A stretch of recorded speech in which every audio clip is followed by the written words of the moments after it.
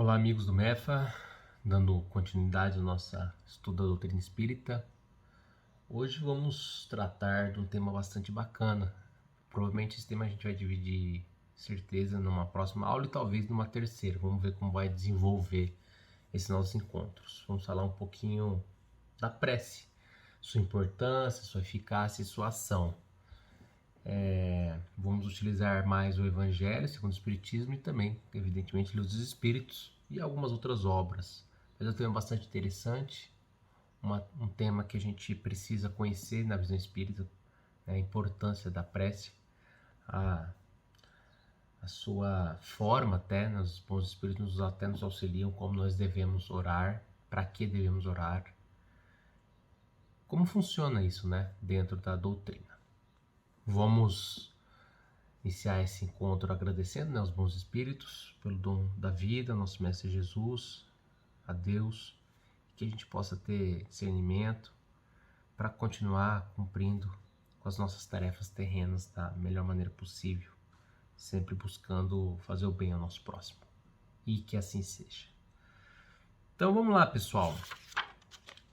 A prece, de acordo com o Livro dos Espíritos, inclusive esse tema está no livro, né, no Livro dos Espíritos, lá no capítulo 2 da parte terceira, que fala da lei da adoração, né, questões 658 a 666. Então, vamos primeiro falar desse conceito, né, da prece. Qual o caráter geral da prece? Questão 659. A prece é um ato de adoração. Orar a Deus é pensar nele, é aproximar-se dele, é pôr-se em comunicação com ele. As três coisas podemos propor-nos por meio da prece: louvar, pedir e agradecer. Então é um ato de adoração e que tem como esse objetivo essa nossa maior conexão com o nosso Pai, né? E a gente pode louvar, pedir e agradecer. Então a gente vai ver um pouquinho mais, né, principalmente essa questão do pedir, e que é bacana a gente estudar do Espírito, que até nos auxilia até na forma, para a gente refletir até na forma de pedir as coisas, né? A questão 658 é a seguinte: agrada a Deus a prece? A prece é sempre agradável a Deus, quando ditada pelo coração, pois para ele a intenção é tudo.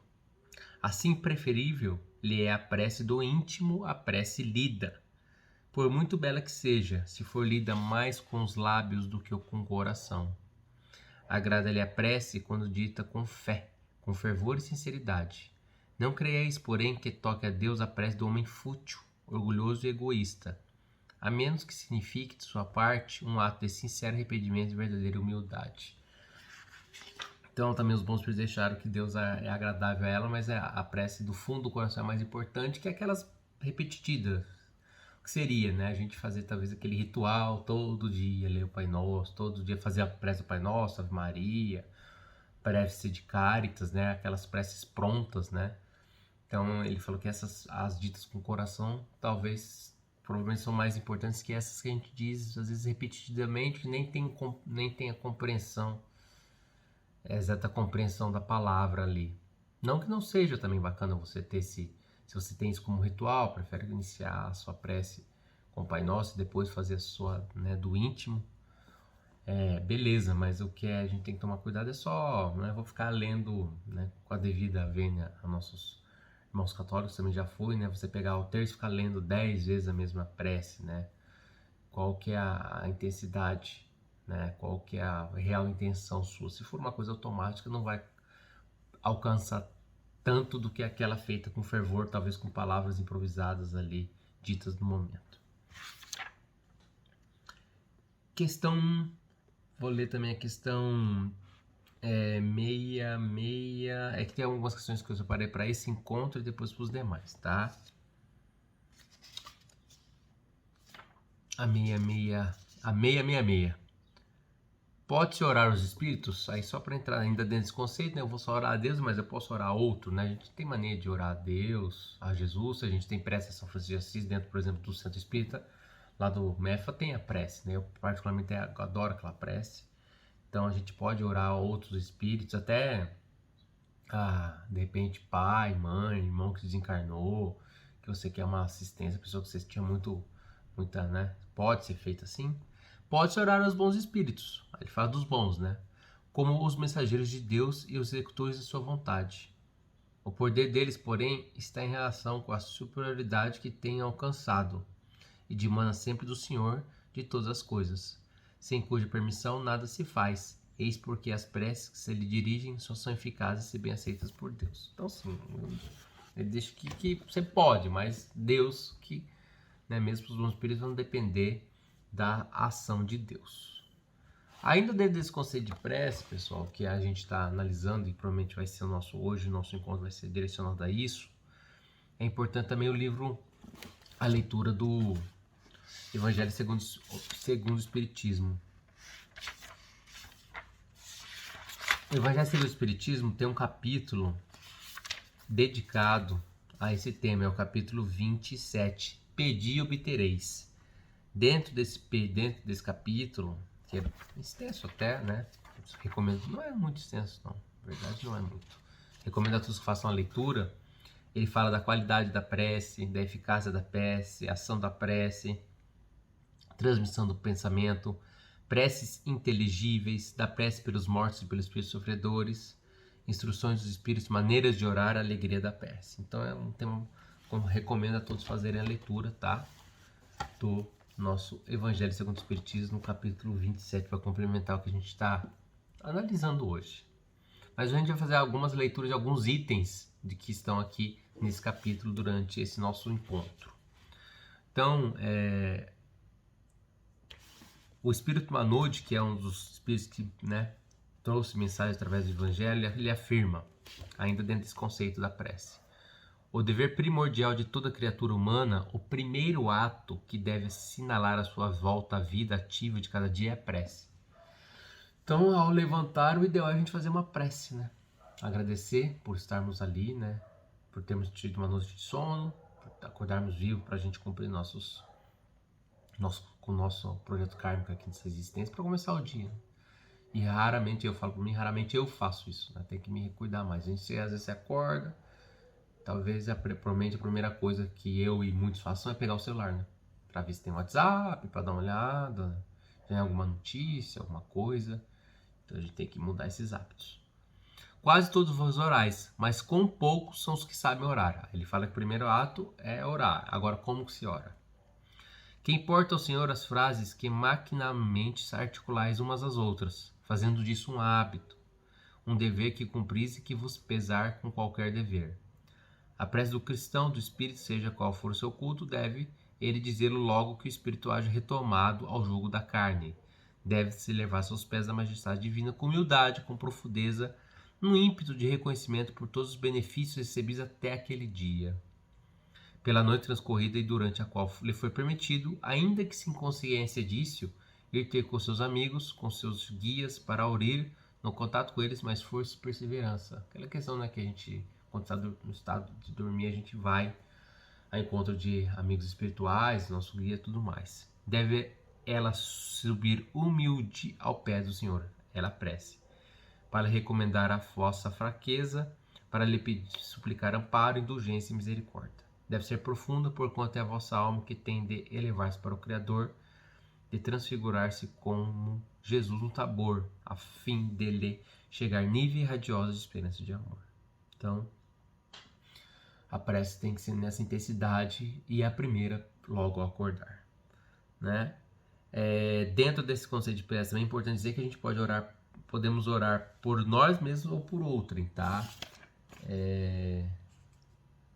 Também essa questão aqui tá dentro do livro dos Espíritos também. Podemos orar por nós mesmos ou por ontem, pelos vivos ou pelos mortos. As preces feitas a Deus escutam-nos os espíritos incumbidos de execução de sua vontade. As que dirigem aos bons espíritos são reportadas a Deus. Quando alguém ora a outros seres que não a Deus, falam recorrendo a intermediários e intercorrentes, porquanto nada sucede sem a vontade de Deus. Então aqui ele está explicando ainda no Evangelho que como a gente viu, né? Você pode orar a outros e você pode orar para outra pessoa também, tá? Aqui também na questão 662 do Livro dos Espíritos. O espírito de quem ora atua pela sua vontade de praticar o bem, atrai a si, mediante a prece, os bons espíritos e se associam ao bem que ele deseja fazer. Tá? Aí o Kardec fez a seguinte observação. Isso se você orar para outra aí, né? O pensamento e a vontade representam em nós um poder de ação que alcança muito, além dos limites da nossa esfera corporal. A prece que façamos por outrem é um ato dessa vontade. Se for ardente e sincera, pode chamar em auxílio daqueles por quem oramos os bons espíritos, que lhe virão sugerir bons pensamentos e dar a força de que necessite seu corpo e sua alma. Ainda que a prece do coração é tudo e dos lábios nada vale. Então sempre, né, dando essa conotação, que importa é a prece do coração, não só dos lábios. E é possível sim a gente orar para ontem, tá? Ainda dentro do Evangelho, o Manode nos aconselha: deveis orar incessantemente, sem que para isso se faça mister vos recolheis ao vosso oratório. Então não precisa você se recolher, entrar na igreja ou ir lá no centro para orar. A prece do dia é o cumprimento dos vossos deveres. Também tem a análise da prece sobre essa ótica, não só da adoração, mas dos cumprimentos dos vossos deveres, sem exceção de nenhum, qualquer que seja a natureza deles.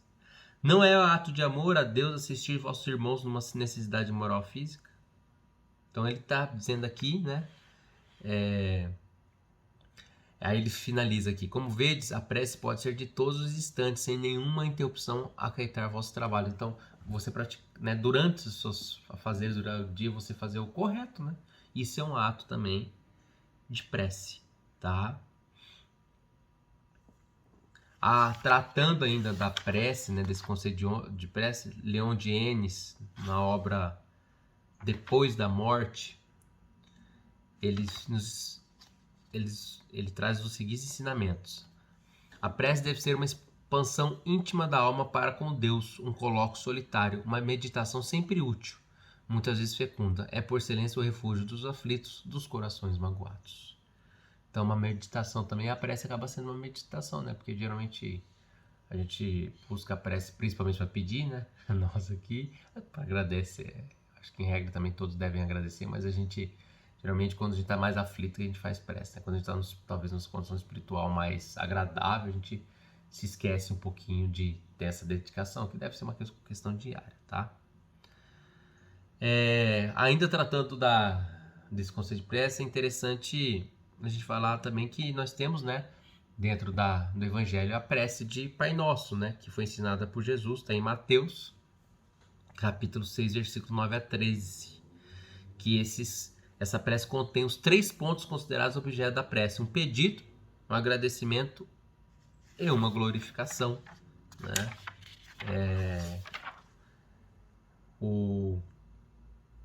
A gente tem a oração, né, do Pai Nosso, então ela fecha com a que nós vimos do conceito de prece, quando na questão 659 fala que a prece serve para louvar, pedir e agradecer, e o Pai Nosso tem tudo isso. Aí, ainda, né, nessa obra, agora o Evangelho segundo o Espiritismo, mas aí no capítulo 28, que tem uma coletânea de preces espíritas,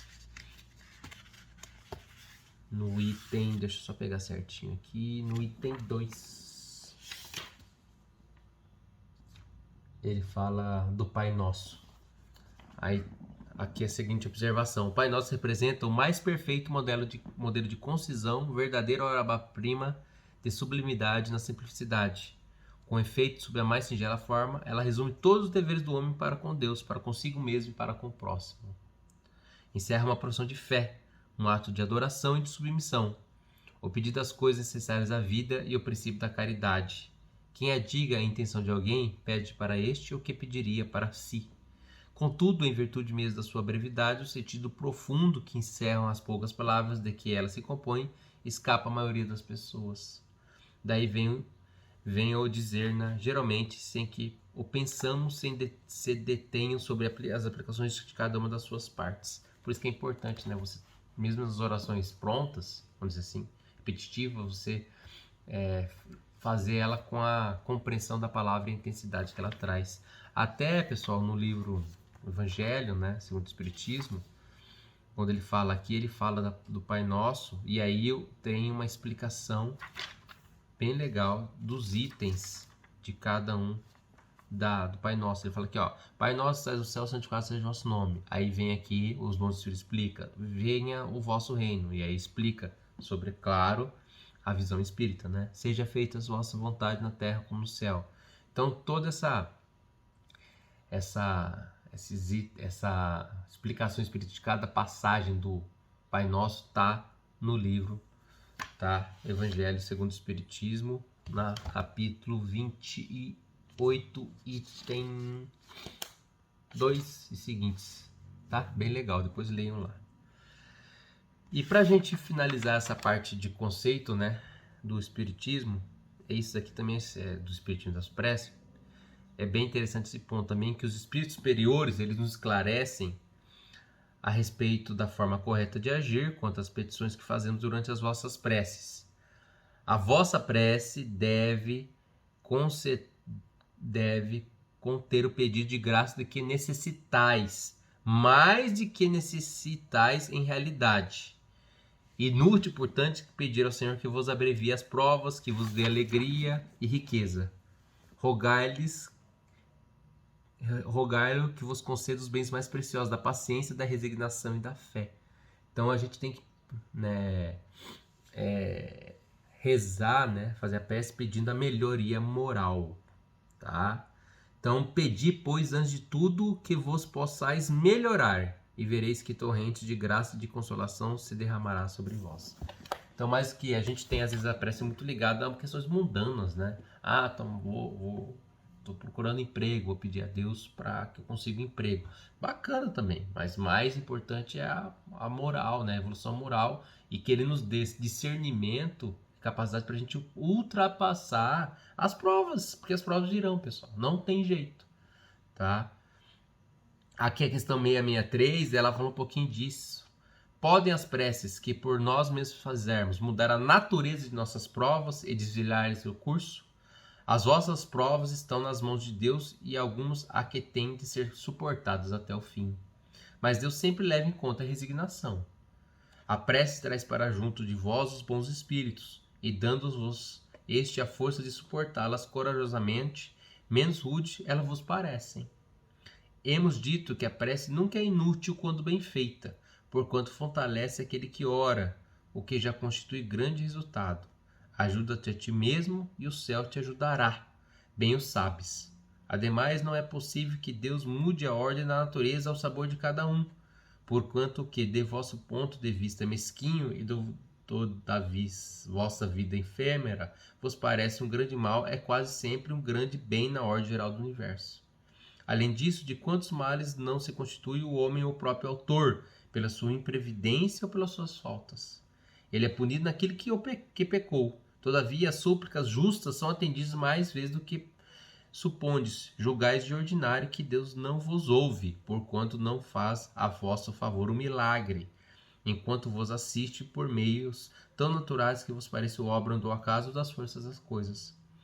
Muitas vezes também, às vezes mesmo, eles vos sugerem a ideia que vos fará sair da dificuldade pelo vosso próprio esforço.